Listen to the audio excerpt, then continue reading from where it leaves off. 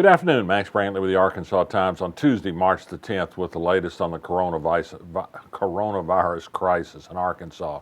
Well, we've had no confirmed cases still here, but of course we're part of the larger world, which means there is an impact here. 3 more people are being tested to see if they're positive for the disease. But meanwhile, it's affecting everything from travel to business to economy, empty planes flying all over the world, that sort of thing. But at the University of Arkansas today, news that they'd canceled a lecture, and there's talk of canceling public concerts. Is in the Little Rock City government's having an announcement this afternoon about a task force to be formed on coronavirus issues.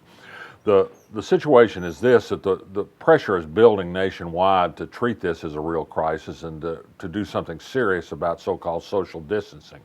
That is to end public events at which large people gather in which there's a greater incidence of transmitting the disease. The number of cases is growing. There are new cases in Oklahoma and Texas, for example. In New York State, there's been something approaching a quarantine for New Rochelle, a suburb of New York City, because of an outbreak of cases there, closing schools, churches, and limiting movement, that sort of thing. Harvard is sending its students home next week, and they'll go on to online classes. It's a tremendous problem. I don't think there'll be a St. Patrick's Day parade in New York next week. And it's time for a lot of people say, to start thinking about canceling public events, even in places that think they're perhaps removed from danger. Little Rock's got a St. Patrick's Day parade, for example. The SEC basketball tournament is going on. Is the NCAA tournament itself in risk? Perhaps some inconvenience and some loss of favorite events might be the proper way to level out the growth curve of this disease. We shall see if people follow that. In other news, there was a settlement in Conway in Faulkner County Court. The Log Cabin Democrat reports on a case that went worldwide last year. A Faulkner County deputy shot a little Chihuahua-like dog who was supposedly threatening a neighbor. The dog survived. Reeses was its name. There was a criminal case brought against the deputy who was fired. He plea bargained last week to a charge of animal cruelty. He'll have to do 80 hours of community work and also pay a small fine. That's the end of the Reeses story.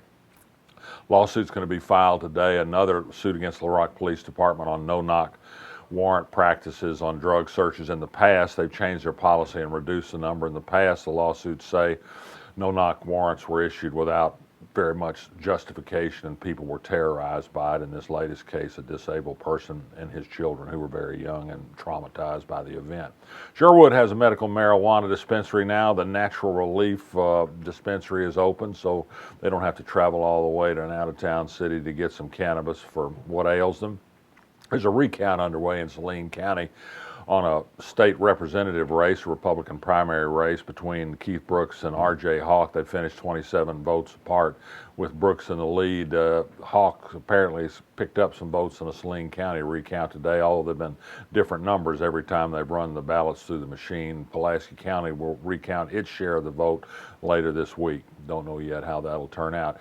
And finally, there was a news conference today by the Rockefeller Foundation, Energy Corporation, United Way about a nationwide effort to illustrate the fact that while unemployment may be low and the economy may be strong in some respects, that there are millions of people nationwide who work and work hard, sometimes multiple jobs, and don't make enough to get by.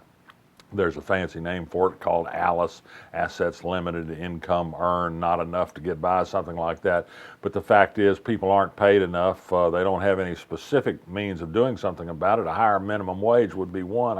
I would suggest they're not ready to go that far, but any thought that the poor people in Arkansas are getting by is dismissed by the careful statistical work in this study. It puts in sharper relief, I think, Governor Asa Hutchinson's notion that the state government needs to hold down its spending increases and build up surplus rather than spending money on programs that help poor working people.